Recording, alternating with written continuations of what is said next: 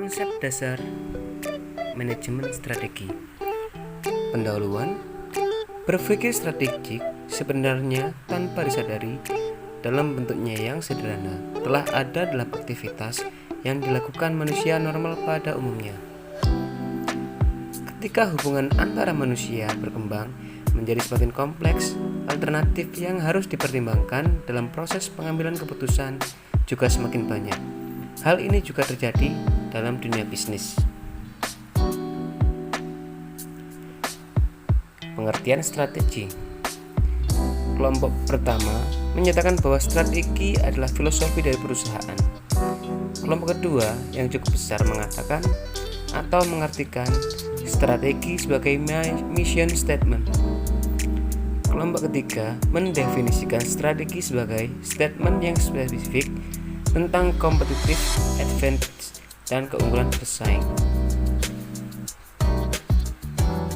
Sedangkan manajemen strategi adalah suatu proses yang dirancang secara sistematis oleh manajemen untuk merumuskan strategi, menjalankan strategi, dan mengevaluasi strategi dalam rangka menyediakan nilai-nilai yang terbaik bagi seluruh pelanggan untuk mewujudkan visi organisasi. Tahap-tahap penyusunan strategi. Yang pertama, perumusan strategi atau strategi formulation. Yang kedua, implementasi strategi. Yang ketiga, evaluasi dan pengendalian strategi. Tiga langkah utama tersebut dapat dinyatakan lebih spesifik dalam langkah-langkah konkret, yaitu yang pertama, menetapkan bisnis apa yang akan dijalankan perusahaan serta cita-cita atau harapan apa yang ingin dicapai pada masa depan, merupakan tahapan pembentukan visi dan misi. Yang kedua, menerjemahkan visi dan misi ke dalam suatu tujuan strategis yang terukur dalam berbagai target kinerja yang harus dicapai.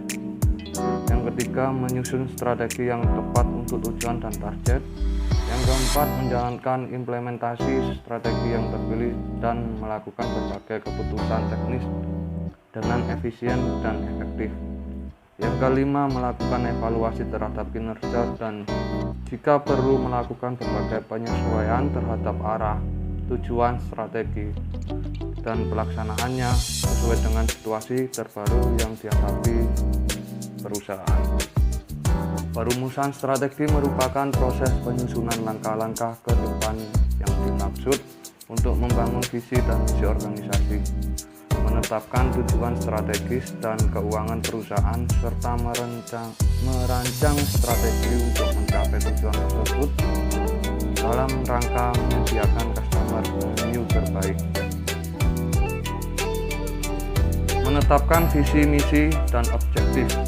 Visi yaitu pandangan ke depan tentang perusahaan untuk memberikan arah tentang akan menjadi apa, itu seperti apa organisasi atau perusahaan di masa yang akan datang.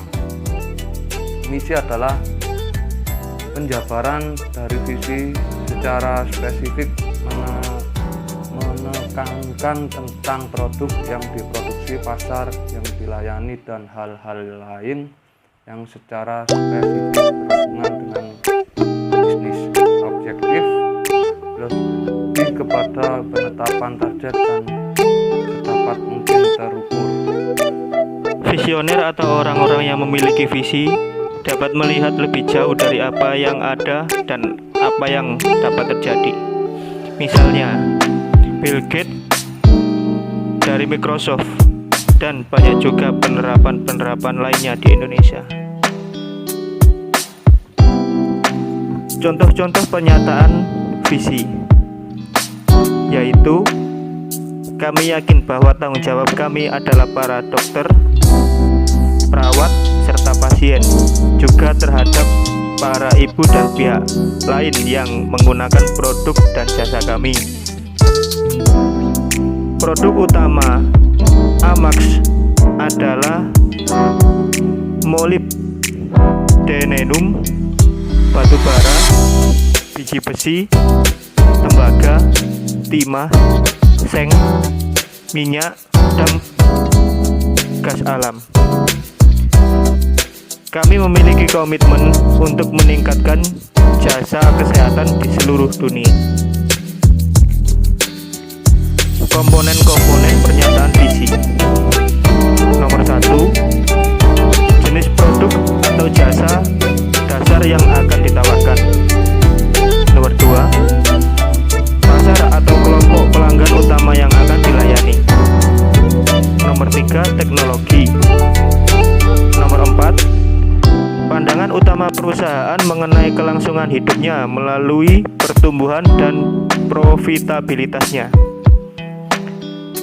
Nomor 5, filosofi manajerial perusahaan.